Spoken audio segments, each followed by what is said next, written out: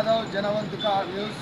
మనతో ప్రస్తుతం కాంగ్రెస్ సీనియర్ కార్యకర్త, బీసీ విభాగం అసెంబ్లీ నియోజకవర్గ ఉపాధ్యక్షుడు వారి స్పందనను తెలియజేయడానికి మనతో పాటు ఉన్నారు.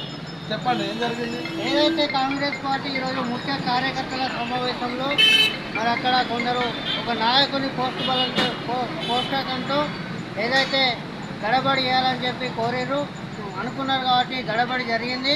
అసెంబ్లీ ఇన్ఛార్జి మీద మరి ఒక నియోజకవర్గ ఇన్ఛార్జి మీద ఈ దాడి జరగడం చాలా బాధాకరం.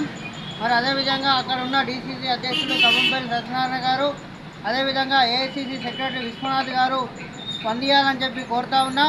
ఆడ ఏదైతే దాడి జరిగిందో ఆ దాడిని చాలా సీరియస్గా తీసుకొని అధిష్టానం దృష్టికి మరి పెద్దలు రేవంత్ రెడ్డి దృష్టికి తీసుకోవాలని చెప్పి కోరుతా ఉన్నా.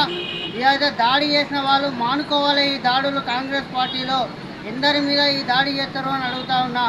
ఇలా ఒక బీసీ నాయకుడిగా బీసీ నాయకుడు మరి ఎన్నో పనులు చేసే బీసీ నాయకుడు కురుమల శ్రీను అన్న మీద ఇలా దాడి జరగడం చాలా దురదృష్టకరం అని చెప్తా ఉన్నా. ఇలా ఏదైతే జై భీమ్, జై బాబు, జై సంవిధాన్ నడుపుతూ ఉన్నది జిల్లాలో చేస్తూ ఉన్నాడు. మరి మన అసెంబ్లీ నియోజకవర్గ ఇన్ఛార్జిగా మండలాలలో సగా జై భీమ్, జై బాబు సంవిధాన కార్యక్రమం నిర్వహిస్తూ ఉన్నాడు.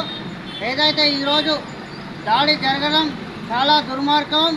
దీని మీద మేము చాలా సీరియస్గా యాక్షన్ తీసుకోవాలని చెప్పి ఏఐసీసీ చేరికల కమిటీ చైర్మన్ చిన్నారెడ్డి గారి దృష్టికి తీసుకుపోతాం.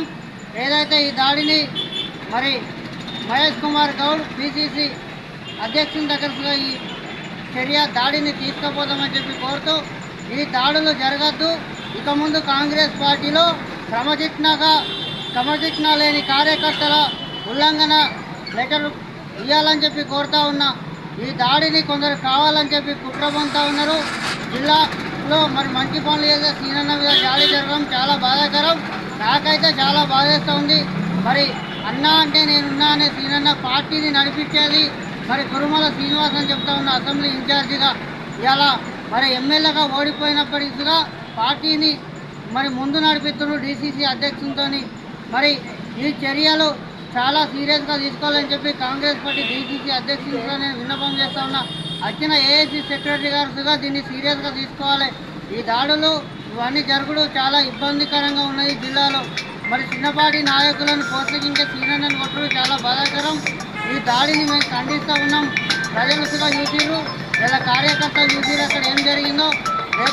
రాబోయే రోజుల్లో భవిష్యత్తు కార్యాచరణ మరి ఇటువంటి దాడులు కాకుండా చూస్తామని చెప్పి అసెంబ్లీ వైస్ ఏం జరిగిందన్నట్టుగా మీకు తెలుసు, ఏ నినాదం చేసిరుగా తెలుసు.